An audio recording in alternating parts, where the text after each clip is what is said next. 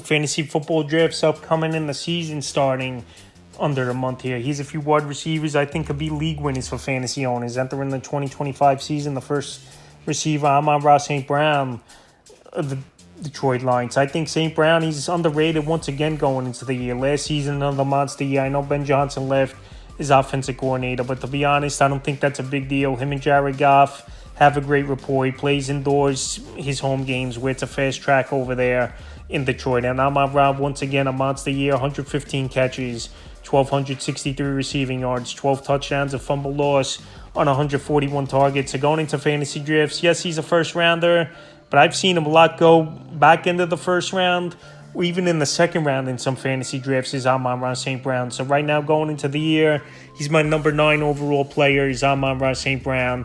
Still a young player. It's only going to be his 5th season in the league as St. Brown for this Lion team. And like I said, him and Jared Goff have a good rapport. They got a chip on their shoulder. They're hungry after the Commanders upset them and knocked them out of the playoffs. And this guy, he can run all the routes. He makes DBs embarrass most games where they can't keep up with him. And he can run all the routes, like I said. And him and Goff have the ESP.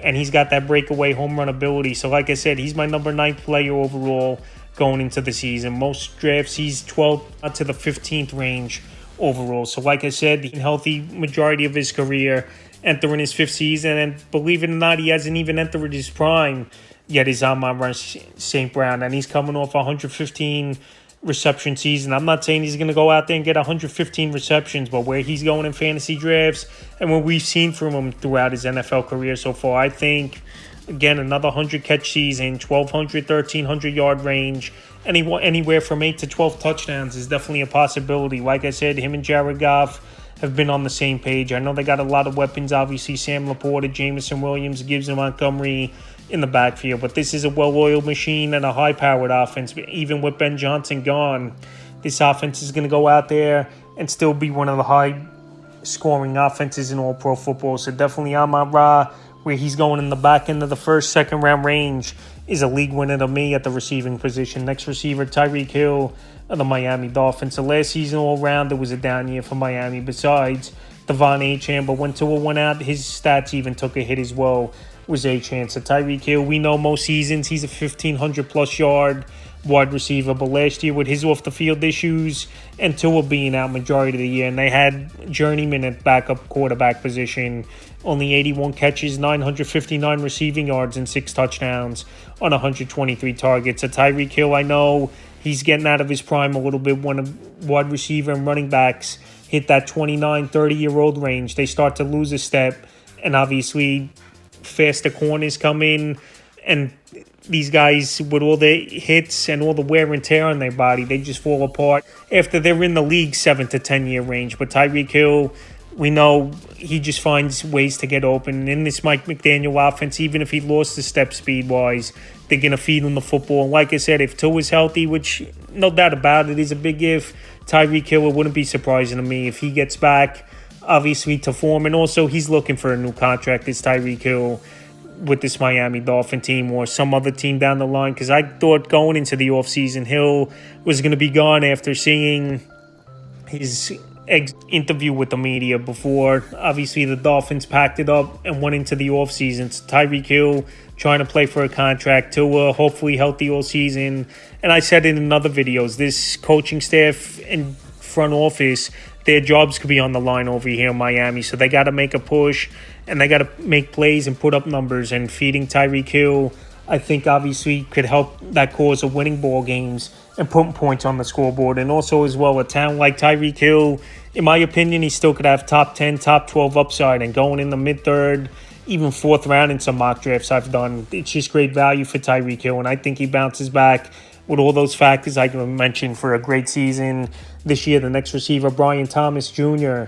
of the Jacksonville Jaguars. So Thomas Jr. last year pretty much with no quarterback play, where Trevor Lawrence was out for the season pretty early after taking a monster hit and getting concussed. Brian Thomas went out there and in his rookie season went over 1,200 yards, 87 catches, 1,282 receiving yards, 10 touchdowns, and 2 two-point conversions. That was when Mac Jones at quarterback a majority of the year. Now we're adding Travis Hunter in the NFL draft, one of the more explosive players to come out, and obviously a two-way player, wide receiver and corner, even though I believe Hunter's going to be a wide receiver. You don't trade all that draft capital to move up and get him and just have him play corner where they need explosive guys offensively, and their backfield is a mess over there where they don't know who they're going with Bigsby, ETN, or Tootin. So I think with Thomas and Hunter, this is going to be a great 1-2 combo. And Thomas, he's a matchup nightmare with his height, his route running ability already, and his home run ability to take a slant to the house for 80-yard touchdown. He's going to be great once again as Brian Thomas, and he's going in the back end of the first round in some mock drafts, but usually I'm seeing Brian Thomas go anywhere from 14th to 18th overall. So I think in the second round, he's great value.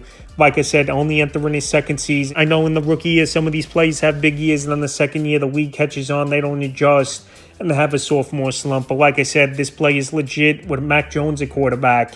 He went out there in the second half of the year and was one of the best wide receivers in all pro football. So like I said, to get him in the second round, let's say you get a running back and you go with Brian Thomas as your number one wide receiver, that's definitely great upside and great potential for fantasy owners, in my opinion. The next wide receiver that I think could be a league winner is Xavier Worthy, another guy entering his second season like Brian Thomas. So Worthy going into the year, looks like Rashee Rice is going to be suspended, unfortunately, after the off-the-field issues a couple of years ago, where last year wasn't suspended, but he tore his ACL, and he was out from week 4 on, was Rashee Rice. And last season, Worthy definitely showed his speed, definitely showed flashes, but he definitely broke out in the second half in the playoffs. He had some big numbers. On the year last year, 59 grabs, 638 receiving yards, and 6 touchdowns, and still had 98 targets. So a second year with Patrick Mahomes. They could use him in different formations. They even gave him 20 carries.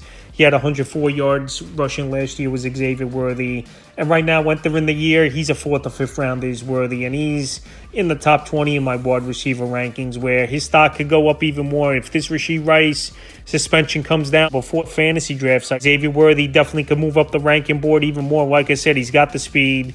But the only thing, he's not like a true number one to me. He's more of like a gadget guy, small, speedy wide receiver. But like I said, when you play with a quarterback like Patrick Mahomes, who possibly could go back to form like he was a few years ago, even though I think Travis Kelce is still the number one target in this offense, because he did have 97 catches last year with Kelce, so he's going to be targeted a whole lot. But Worthy in year 2 definitely could break out as well, where him and Mahomes, they did miss on some plays. But this guy, if they start hitting him with his speed, one of the fastest players in the league, he could have a monster breakout year, is Worthy. And like I said, 5th, 6th round range is good value for him. And the final wide receiver that I think could be a league winner is Marvin Harrison Jr. of the Arizona Cardinals. So his rookie year, no doubt about it, a lot of growing pains.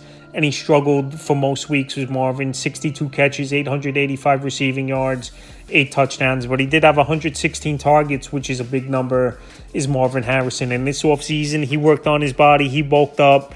And he knows he didn't have a great rookie season. We know in college, he was just a man among boys, no doubt about it. Putting up huge numbers was Marvin Harrison. And I know Kyler Murray ain't the ideal quarterback, obviously, where he's a run-first quarterback more times than not. And also Trey McBride is coming off a monster season. And in my opinion, he's the number one target in the passing game for the Arizona Cardinals. But Marvin Harrison, he's a generational talent at the wide receiver position, in my opinion. And last year, even on a down year, he still had 885 receiving yards and had 8 touchdowns. And we saw the flashes of home run ability and big play ability for Marvin Harrison. And like I said, with his height advantage, his speed, and his jump ball ability, he has a big advantage over cornerbacks. And last year, he was going in the 2nd round range as Marvin, and now 3rd, 4th round range, I've been seeing him go a lot. So I think Marvin Harrison, this could be a breakout year. And like I said, he worked on himself in the offseason. Him and Murray got to get on the same page more. They're working on rapport. And I like where he's going now in that 3rd, 4th round range. And he could be a great steal for fantasy owners with his upside, in my opinion. So that's a few wide receivers I would target, and I think could be league winners for fantasy owners entering the 2025 fantasy football season.